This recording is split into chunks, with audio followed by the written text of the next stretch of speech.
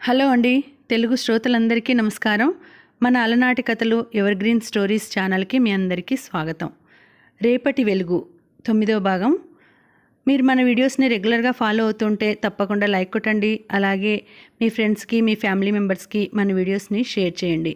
ఇంకా ఎవరైనా సబ్స్క్రైబ్ చేసుకోకపోతే తప్పకుండా ఇటువంటి మంచి మంచి వీడియోస్ కోసం మన ఛానల్ని సబ్స్క్రైబ్ చేసుకునే చూడండి. ఇంకా ఆలస్యం చేయకుండా మనం కథలోకి వెళ్ళిపోదాం.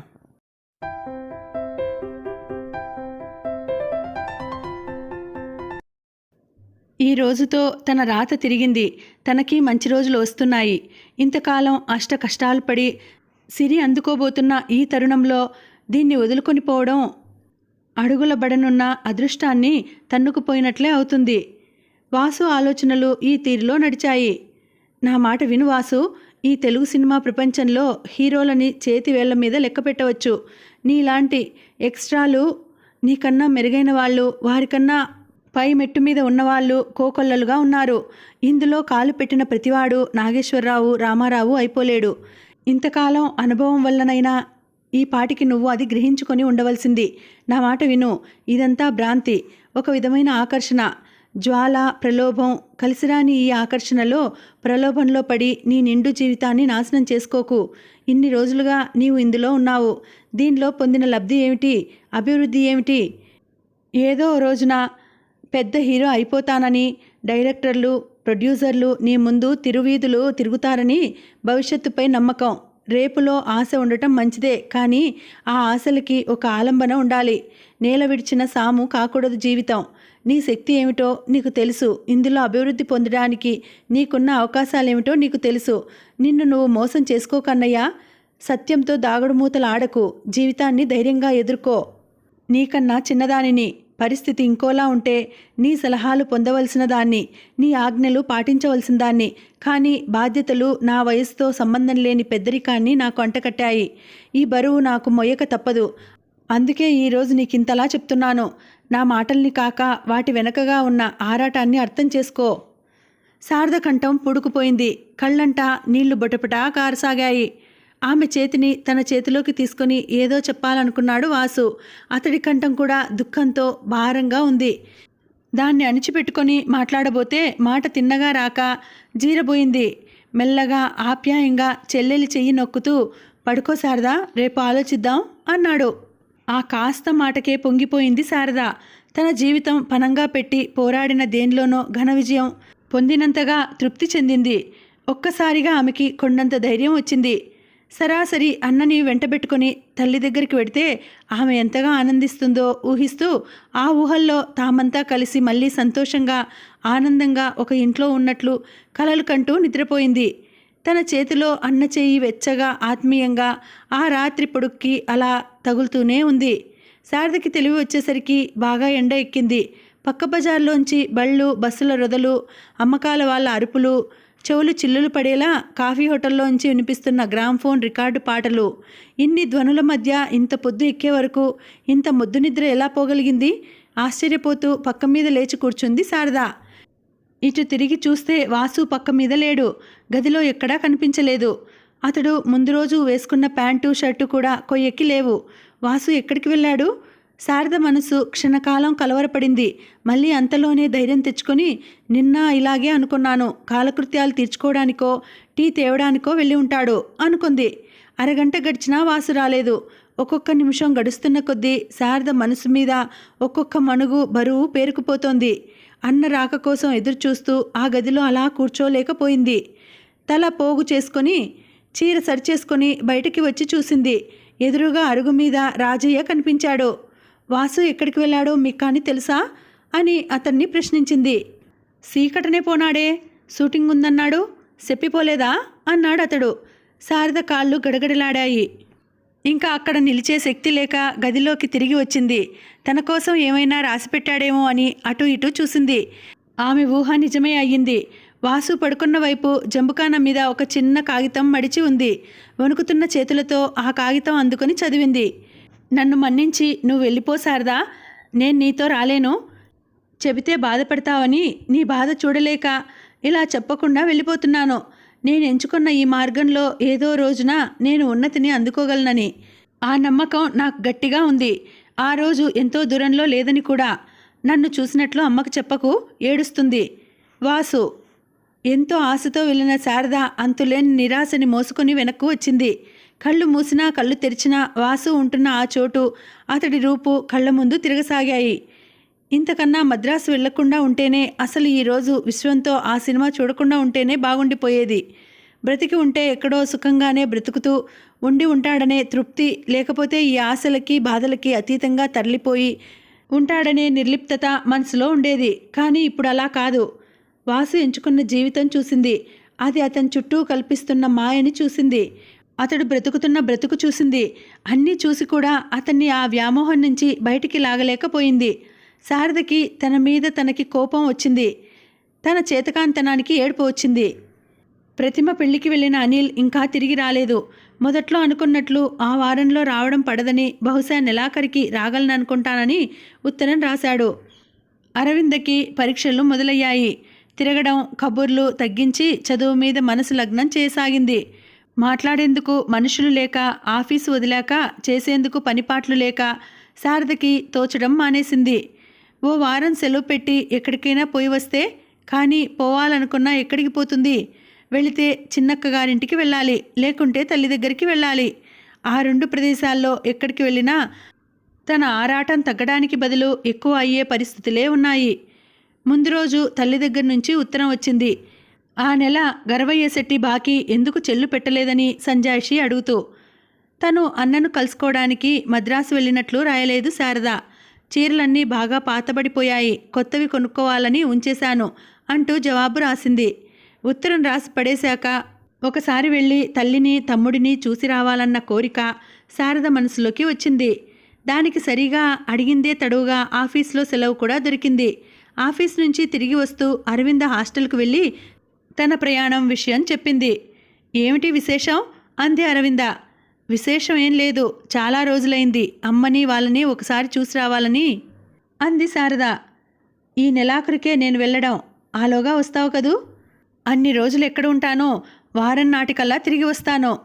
మరి కాస్తసేపు కూర్చొని శారద లేచి రాబోతుంటే అరవింద్ బ్యాగ్లో నుంచి 5 రూపాయల నోట్లు తీసి శారద చేతిలో పెట్టింది. ఇదెందుకు? ఖర్చులకి ఉంది అంది శారద. రాజు పిల్లలు ఉన్నారు, గోపి ఉన్నాడు, ఏమైనా తీసుకొని పో. ఎప్పుడైనా అవసరం పడితే 5, 10 అరవిందను అడిగి తీసుకోవడం శారదకి అలవాటే.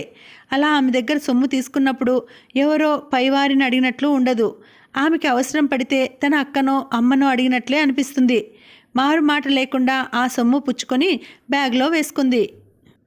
బస్టాప్ దాకా శారదతో పాటు నడిచింది అరవింద. అట్టేసేపు ఎదురు చూడనక్కర్ లేకుండానే శారదకి కావలసిన నంబరు బస్సు వచ్చింది. కదిలిపోతున్న బస్సులోంచి చెయ్యి ఊపుతూ, ఊరి నుంచి తిరిగి రాగానే వస్తా అరవిందా అంది శారద. అరవింద కూడా చెయ్యి ఊపింది. ఆ పగటి వెలుగులో అరవింద ముఖం బాగా వాడిపోయి ఉన్నట్లు కనిపించింది శారదకి. చాలా రాత్రి వరకు మేల్కొని చదువుతున్నదిలా ఉంది. ఈ 10 రోజులకే బాగా నీరసపడిపోయింది అనుకుంది. శారద చిన్నక్కగారి ఇంటి ముందు రిక్షా దిగేసరికి ఇంకా పూర్తిగా చీకటి పడలేదు. ఓరవాకిలిగా వేసి ఉన్న వీధి తలుపు వైపు ఒకసారి చూసి రిక్షావాడికి కూలి డబ్బులు ఇచ్చేసి పెట్టె చేత్తో పట్టుకుని ఇంట్లోకి నడిచింది. పెరటివాసలో వంట ఇంటికి పక్కగా ఎవరితోనో మాట్లాడుతున్నది అనసూయ.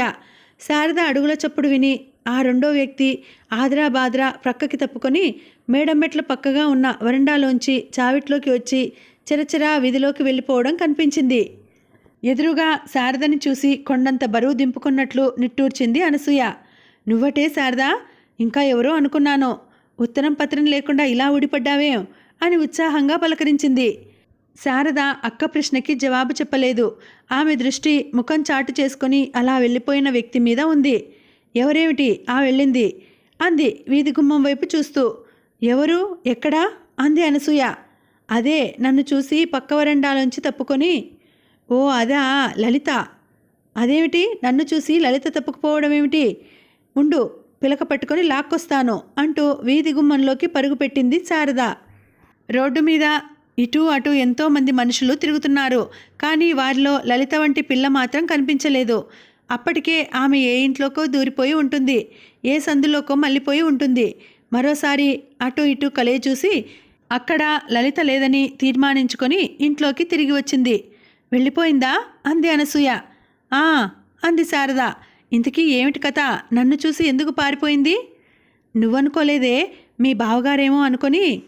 బావైతే మాత్రం బావ దగ్గర లలిత భయపడ్డం ఇదెప్పటి నుంచి? భయం కాదే శారదా, నిషేధం. అదేమిటి?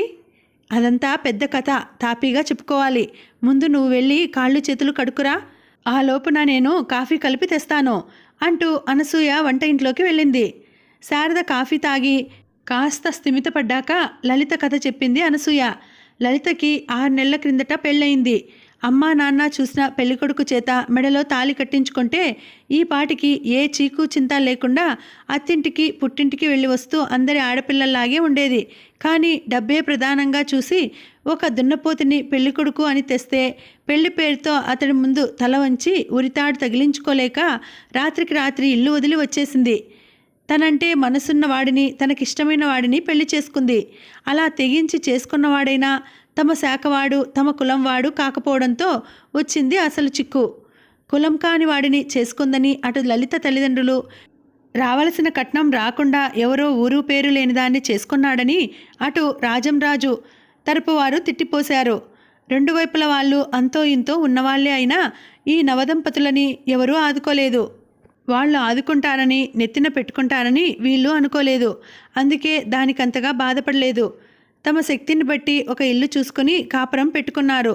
అది అలా సాగిపోతే వాళ్ళు కానీ, వాళ్ళ శుభం కోరేవారు కానీ బాధపడ్డానికి, విచారించడానికి ఏమీ లేకపోవును. కులాంతర వివాహం వల్ల ఏర్పడే పరిస్థితులు ఎదుర్కోవడానికి సిద్ధపడే వాళ్ళు పెళ్లి చేసుకున్నారు. అయితే ఇక్కడ అనుకోని సంఘటన ఒకటి జరిగి వారిని ఇరుకున పెట్టింది. దేవుడనేవాడు ఒకడు ఉండి ఉంటే అతడు కూడా పెద్దల వైపు మొగ్గి ఈ పిన్నల్ని ఒక నొక్కు నొక్కాడు అని చెప్పవచ్చు. రాజంరాజు పనిచేస్తున్న సంస్థలో ఏర్పడ ఉద్యోగాల కోత మూలంగా అతడి ఉద్యోగం పోయింది.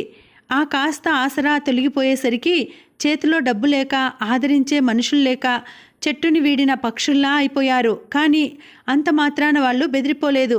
ఉద్యోగ ప్రయత్నాలు చేస్తున్నారు. లలితకో రాజంరాజుకో ఇద్దరిలో ఒకరికి చిన్న నౌకరీ దొరికినా వారి నైతిక బలం దెబ్బతినకుండా నిలిచే అవకాశం ఉంది. ఎంత ఆదర్శవాదులకైనా తిండి కావాలి కదా, ఆకలి బాధకి ఎంతకాలం తట్టుకోగలరు? ఆ విధమైన అవసరం పడితే ఎప్పుడైనా లలిత ఇలా వస్తుంటుంది. అంటే ఇన్ని కబుర్లు చెప్పే బావగారు కూడా. కబుర్లకి క్రియలకి బాగా తేడా ఉంటుందే శారదా. ఇటువంటి సమయాల్లోనే అసలు మనిషి రూపు బయటపడేది. అది ఈ గుమ్మంలో కాలు పెట్టినా నేను దానితో మాట్లాడినట్లు తెలిసినా మరి ఇప్పుడెలా వచ్చింది? ఎప్పుడైనా వస్తుంటుంది, నేనే రమ్మంటాను. సాటి ఆడదానిగా దానికి నా చేతనైన సాయం చేద్దామని. నా మటుక్కి లలిత చేసిన పనిలో తప్పు కనిపించలేదు. ఇష్టం లేని పెళ్లి చేస్తే ఇంకోలాంటి పిల్ల అయితే ఏ నూతిలోనో చెరువులోనో దూకి ఆత్మహత్య చేసుకుని ఉండేది. లలిత పిరికిదానిలా చావదలుచుకోలేదు. ధైర్యంగా పెద్దల్ని, జీవితాల్ని ఎదుర్కొంది. అటువంటి పిల్లకి సాయం చేయటంలో నాకు తప్పు కనిపించలేదు. కానీ నేనేం చేయగలనే శారదా? నా చేతిలో డబ్బుందా, అధికారం ఉందా? కేవలం మనసులో సానుభూతి తప్ప అంది బాధగా అనసూయ. ఆమె అలా మాట్లాడుతుంటే మానసికంగా అక్క ఎంతో పెరిగినట్లు అనిపించింది శారదకి. డిగ్రీలు పుచ్చుకొని ఆడది, స్వేచ్ఛ అంటూ ఉపన్యాసాలు ఇచ్చే బావగారి కంటే ఆ వంట ఇంటి గోడలు దాటిరాని అక్క ఎంతో ఉన్నతిరాలుగా కనిపించింది. అక్కా చెల్లెళ్ళు అలా ఎవరి ఆలోచనల్లో వారు ఉండగా తలుపు తోసుకుని లోపలికి వచ్చాడు గోపాలకృష్ణ. ఎదురుగా శారదని చూసి, నువ్వెప్పుడు వచ్చావు, ఉరమని పిడుగులా అన్నాడు పలకరింపుగా. అది ఎప్పుడు వస్తేనేం గాని మీకిప్పటికి ఇల్లు గుర్తుకొచ్చింది. టైం ఎంత అయిందో చూసారా? ఇదేనా త్వరగా రావడం అంది అనసూయ. త్వరగా రావాలనే బయలుదేరానే మధ్యదారిలో చిరంజీవి కనిపించి, చిరంజీవో శతాయుషో ఎవరో ఒకరు మీకు కనిపించంది ఎప్పుడులేండి. ఇటువంటి మాటలు విని విని సరే ఇది ఎప్పుడూ ఉండే భాగవతమే. లేవండి, లేచి కాళ్ళు కడుక్కు వస్తే ఇద్దరికి వడ్డించేస్తాను.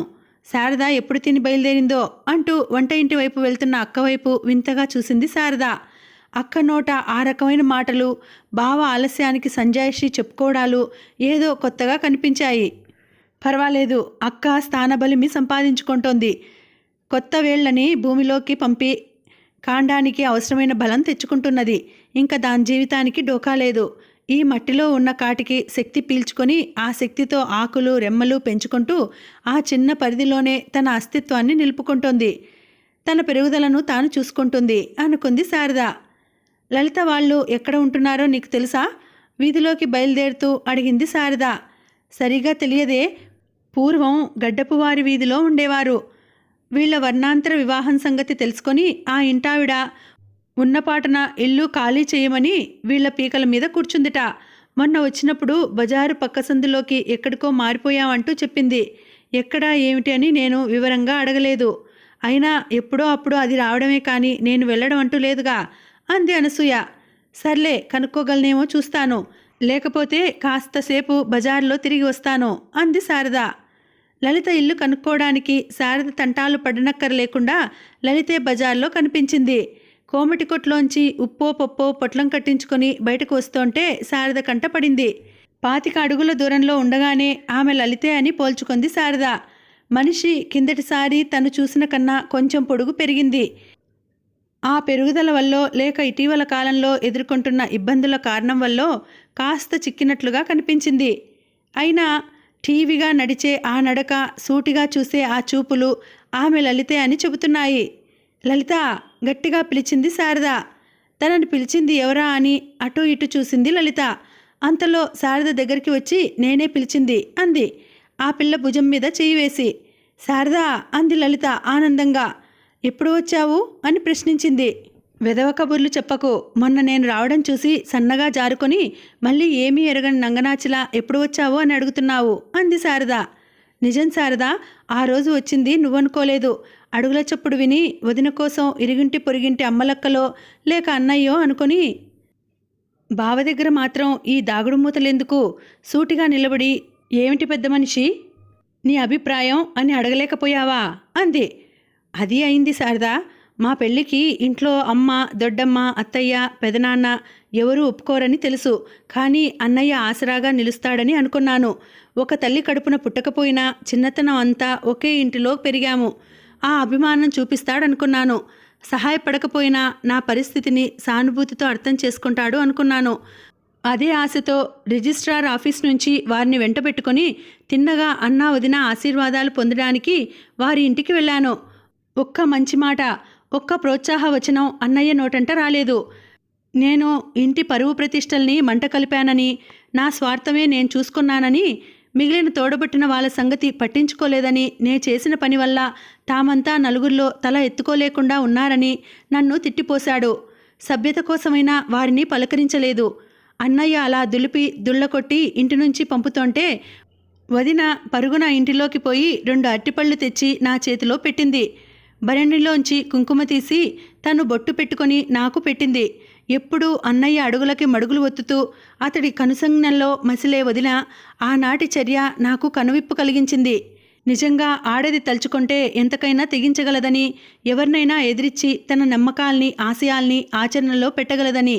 వదిన నా చేతిలో పెట్టిన ఆ పళ్ళు ఆమె దీవెనగా భావించి తృప్తితో బయటికి వచ్చేశాను. అప్పటికీ ఇప్పటికీ వదిన నాకు మానసికంగా, ఆర్థికంగా ఎంత బలాన్ని, సహాయాన్ని ఇస్తున్నదో. అలా మాటలతో పాటు నడుస్తూ ఆసరికి వారిద్దరూ లలిత వాళ్ళు ఉంటున్న ఇంటి ముందుకి వచ్చారు. అరుగు మీద ఆమె రాక కోసమే అన్నట్లు నిలబడి చూస్తున్నాడు రాజంరాజు. అదిగో ఆయనే మావారు అంది లలిత. అరుగు మీద నిలిచిన ఆ వ్యక్తి వైపు పరిశీలనగా చూసింది శారద. 5.5 అడుగుల పొడుగుకి తగ్గ ఒళ్ళు, విశాలమైన నుదురు, సూదిగడ్డం, చురుకైన కళ్ళు. నీ ఎంపిక బాగుందే పిల్ల అని లలిత బుగ్గ మీద చిన్న గిల్లు గిల్లింది. లలిత ఒంటరిగా కాక ఇంకెవరినో వెంటబెట్టుకుని రావడం చూసి రాజంరాజు లోపలికి వెళ్ళిపోయాడు. రండి రండి, మీరలా దాక్కోనక్కర్లేదు. మా అనసూయ వదిన చెల్లెలు శారద అని చెప్తుంటానే, ఇదిగో ఈవిడగారే అంటూ భర్తకి శారదని పరిచయం చేసింది లలిత. నమస్కారం, రండి అంటూ లోపలికి ఆహ్వానించాడు అతడు. వాళ్ళు ఉంటున్న ఆ ఇల్లు చాలా చిన్నది. ఒక గది, ఇటు వరండా, అటు వరండా. ఇల్లంతా అంతే. వీధి వైపున ఉన్న వరండా దేనికి ఉపయోగం లేదు. పెరటి వైపు ఉన్న దానిలో వంట, భోజనాలు చేస్తారు. గది చాలా చిన్నది, నలుచదరంగా ఉంది. ఒక గోడకి ఆనుకొని పట్టె మంచం, దాని మీద జంకానా, 2 తలగడలు ఉన్నాయి. ఇంకో పక్క 2 కుర్చీలు, బట్టల స్టాండు, ఒక చిన్న టేబులు, దాని మీద కొన్ని పుస్తకాలు, అలారం, టైంపీస్. ఇల్లు చిన్నదైనా ఇంట్లో ఖరీదైన వస్తువులు ఏం లేకపోయినా నీటుగా, ముచ్చటగా ఉంది. టేబుల్ మీద పుస్తకాలు, గోడకు వేలాడుతున్న ఫోటోలు ఆ దంపతుల అభిరుచుల్ని, విలువల్ని తెలియజేస్తున్నాయి. శారద అలా పరీక్షగా చూస్తుంటే, మా ఇల్లేం చూస్తావులే, కూర్చో కూర్చో, ఉన్నవి 3.5 సామాన్లు, అవైనా మొదటి నెలలో కొనుక్కున్నవే. తాపీగా ఒక్కొక్కటి చొప్పున ఇంటికి కావలసిన హంగులు కూర్చుకుందాం అనుకున్నాము. ఈ రిట్రెంచ్మెంట్ ధర్మమా అని ఆ శ్రమ మాకు తప్పింది. ఇదే పెద్దలు చేసిన పెళ్ళి అయితే కట్నాలని కానుకలని ఇంటి నిండా బళ్ళ కొద్దీ సామాను పడి ఉండేది. బళ్ళ కొద్దీ సామాన్లు లేకపోయినా మీ ఇల్లు నిండుగానే కనిపిస్తున్నదే లలిత. మీ మనస్సుల్లో ఉన్న తృప్తి అనురాగం వల్ల కాబోలు. బ్రతుకు సుఖంగా గడిచిపోవడానికి ఆ సామాన్ల కంటే ఇవెంతో అవసరం అంది శారద. లలిత శారద మాట్లాడుకుంటుంటే రాజంరాజు పెరటిదారిలోకి వెళ్ళి థెర్మాస్ ఫ్లాస్కు చేతి సంచి పట్టుకు బయటికి వచ్చాడు. దగ్గరగా ఉన్న ఏ హోటల్కో పోయి కాఫీ పలహారాలు తెచ్చే ప్రయత్నంగా కనిపించింది శారదకి. తను అక్కడికి అతిథి మర్యాదలు అందుకోవడానికి రాలేదు. వాళ్ళ దగ్గర ఉన్న రూపాయో అర్ధో ఆ రూపాన ఖర్చు పెట్టించడానికి రాలేదు. ఆ దంపతులకి శుభాకాంక్షలు అందజేయాలని, వారి జీవితంలోంచి తను కాస్త ధైర్యాన్ని అందుకోవాలని. అందుకే అతన్ని ఆ ప్రయత్నం నుంచి ఆపు చేస్తూ, అన్నగారు, ఇప్పుడు మీరెక్కడికి వెళ్ళకండి, నేను కాఫీ అది తీసుకొనే వచ్చాను, మీరిలా వచ్చి కూర్చోండి, కాస్తసేపు సరదాగా కబుర్లు చెప్పుకుందాం అంది. లలితతో నా పెళ్లి జరిగాక నా తోడుబుట్టిన వాళ్ళు కూడా నన్ను అన్నా అని పిలవడం మానేశారు. అటువంటిది మీరు నోరారా అన్నగారు అంటూ పిలిచారు. ఇటువంటి చెల్లెలు ఇంటికి వస్తే కనీసం కాఫీ అయినా ఇవ్వకుండా ఎలా పంపని చెప్పండి. ఇంతకు పూర్వం తాగి ఉన్నా మీరు మా సంతోషం కోసం మళ్ళీ తాగవలసిందే అంటూ అతడు వీధి గుమ్మం వైపు 2 అడుగులు వేసి, ఇంకో విషయం వింటారా, మా పెళ్ళి అయ్యాక మా ఇంటికి వచ్చిన మొదటి అతిథి మీరు అన్నాడు నవ్వుతూ. నిండా 20 నిమిషాలు గడవకుండానే అతడు తిరిగి వచ్చాడు. 3 లడ్డు ఉండలు, ఇంత కారపూస, కాఫీ పట్టుకొని. లలిత వాటిని ప్లేట్లలో పెట్టి బల్ల మీద పెట్టింది. 3 కప్పుల్లో కాఫీ పోసింది. సరదాగా ఆ కబురు ఈ కబురు చెప్పుకుంటూ ముగ్గురు కాఫీ పలహారాలు సేవించారు. ఆర్థికంగా ఆ దంపతులకి ఒక స్థిరమైన ఉపాధి అంటూ లేదు. అతడు షాపుల వారికి ఉత్తరాలు టైప్ చేసి 1-2 కోమటి కొట్లలో పద్దులు చూసి 10 పరకా సంపాదిస్తున్నాడు. లలిత చుట్టుపక్కల 2-3 చిన్న క్లాసు పిల్లలకి ట్యూషన్ చెబుతుంది. ఈ కరువు రోజుల్లో ఆ స్వల్పమైన మొత్తంతో 2 మనుషులు బ్రతకడం అంటే మాటలు కాదు. అయినా వారి ముఖాల్లో ఆ దైన్యం కనిపించలేదు. ఇబ్బందులు పడుతున్నామనే సెల్ఫ్ పిటీ లేదు. ఎవరో ఏదో చేశారు కాదనే ఉక్రోషం లేదు. జీవిత గమనంలో ఎగుడుదిగుళ్ళు సహజమేనని, ఈ రకమైన ఈతిబాధలు ఇబ్బందులు వారి సుఖ సంతోషాలకి అంతరాయం కలిగించలేవని చెప్పకనే చెబుతున్నట్లు ఉన్నాయి వారి మాటలు. మరి కాస్తసేపు కూర్చొని ఇంక వెళ్తాను అంటూ లేచింది శారద. ఇంకా ఉంటావా లలిత ప్రశ్నించింది. లేదు, రేపు ఉదయాన్నే పెద్దక్క గారింటికి వెళ్తున్నాను, అమ్మని వాళ్ళని చూసి చాలా రోజులైంది అంది. మళ్ళీ ఎప్పుడైనా ఈ ఊరు వస్తే మా ఇంటికి రావడం మాత్రం మర్చిపోకండి. రమ్మని ఇంత అభిమానంగా పిలిచేవాళ్ళు ఎవరుంటారు, తప్పకుండా వస్తాను అంది. పద, అలా వీధి చివరి దాకా నేను వస్తాను అంది లలిత. లలితని ఆమె జీవితాన్ని చూశాక శారదలో ఏదో ధైర్యం పొదలుకొంది. వాసుని చూసి వచ్చిన నాటి నుండి మనసులో రగులుతున్న దిగులు భయం కడుక్కుపోయాయి. అలసి సొలసి ఎండలో 2 మైళ్ళు కాలినడకను ప్రయాణం చేసి వచ్చిన వ్యక్తి చల్లని నీటిలో స్నానం చేశాక పొందే విశ్రాంతి వంటి స్థితి కలిగింది. ఈ విధంగా నిన్ను చూడడం నాకెంతో సంతోషం కలిగించిందే లలిత. నీకు పెద్దగా నేనేం సహాయపడలేకపోవచ్చు, కానీ ఎప్పుడు ఏ అవసరం పడ్డా నన్ను మర్చిపోకు. నా శక్తి ఉన్నంత వరకు నీకు తోడ్పడేందుకు ప్రయత్నిస్తాను అంది శారద ఆప్యాయంగా ఆమె చేతిని అందుకుంటూ. లలిత ఆ ఆప్యాయతని నిండు హృదయంతో అందుకొంది. ఆమె చూపిన సహాయానికి ధన్యవాదాలు తెలిపింది. శారద ప్రయాణమై వస్తుంటే అరవింద చేతిలో పెట్టిన సొమ్ము ఆమె పర్సులో ఇంకా అలాగే ఉంది. ఆ సాయంకాలం బజారుకు బయలుదేరుతున్నప్పుడు అక్కలకిద్దరికి చెరో జాకెట్ గుడ్డ, పిల్లలకి ఏమైనా బొమ్మలు మిఠాయిలు కొనుక్కుపోవాలనుకుంది. అందులో ఏదో మిగిలితే తల్లి చేతిలో పెట్టి రావాలనుకుంది. కానీ బజార్లో కాలు పెడుతుండగానే లలిత ఎదురుపడింది. ఇంకా ఇప్పుడు మళ్ళా అటు వెళ్ళి ఏవో కొనే ఓపిక లేదు. ఉదయాన్నే మళ్ళీ ప్రయాణం. అరవింద ఇచ్చిన సొమ్ముని అలా దీనికి దానికి ఖర్చు చేసే కన్నా లలితకిస్తే ఓ మంచి పని చేసినట్లు అవుతుంది. ఆ సొమ్ముకి ఒక సదుపయోగం కల్పించినట్లు అవుతుంది అనుకుంది. లలితతో అలా మాట్లాడుతూనే బ్యాగ్లోంచి నోట్లు తీసి ఆమె చేతిలో పెట్టి, ఇవి ఉంచు అంది శారద. లలిత వాటి వంక తెల్లబోయి చూసి, ఇప్పుడంత ఇబ్బంది లేదు శారదా, ఏదైనా అవసరం పడితే నీకు రాస్తాగా అంది. ఇది నీకు చేస్తున్న సహాయం కాదు లలిత, నాకు నేను చేసుకుంటున్న సహాయం. ధైర్యంగా ముందుకి అడుగువేసిన నీ బ్రతుకు నాలాంటి నీలాంటి మరికొందరు ఆడపిల్లలకి మార్గదర్శకం కావాలి. నిన్ను చూసి మిగిలిన వారు పిరికితనం విడనాడి ముందుకి అడుగు వేసే స్థితిలో నువ్వు ఉండాలి. ఇది ఒక విధంగా అర్థం లేని ఆచారాల మీద, కులతత్వాల మీద జరుగుతున్న పోరాటం. ఈ నవతరం పోరాటంలో ఒకరి విజయం ఇంకెందరికో చేయూతనిస్తుంది, ధైర్యం చెబుతుంది. ఒకరి పరాజయం ఎందరినో అనగదొస్తుంది, అడుగు ముందుకి పడకుండా అడ్డు నిలుస్తుంది. ఈ తిరుగుబాటులో నువ్వు ఓడిపోవడానికి వీల్లేదు లలిత. అలా జరిగితే అది నీ ఒక్కతే ఓటమి కాదు. నువ్వు మరోలా అనుకోకు, ఇది ఉండని అంది శారద. శారద మనసులోని ఆర్ద్రతకి, ఆలోచనల్లో కనపడుతున్న నిజాయితీకి, తన పట్ల కనపరుస్తున్న అభిమానానికి లలిత కళ్ళు చెమ్మగిల్లాయి. నా వాళ్ళు, రక్త సంబంధీకులు అనుకున్న వాళ్ళంతా ఈనాడు నాకు ఏమీ కాకుండా పోయారు. నువ్వు నేను ఏమవుతామే శారదా అంది గాద్గదికంగా. ఒకే మార్గంలో ప్రయాణం చేస్తున్న బాటసార్లం అంది శారద నిదానంగా. వీధి వాకిట్లో కూతుర్ని చూసి ఆత్రంగా ముందుకు వచ్చింది అన్నపూర్ణ. శారదా, నువ్వటే ఉత్తరం పత్రం లేకుండా ఇలా వచ్చావేం తల్లి అంది.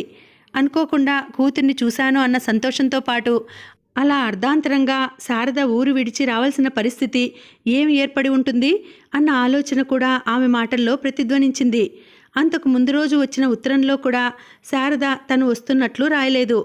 ఏ కారణం వల్లనైనా కూతురు చేస్తున్న ఉద్యోగం కానీ ఊడిపోలేదు కదా.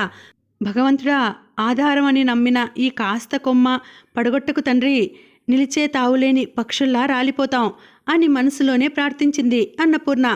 తల్లి ముఖంలో తారట్లాడుతున్న ఆరాటాన్ని శారద గ్రహించింది. ఆమె ఆందోళన సకారణమైనదని కాదనడానికి లేదు.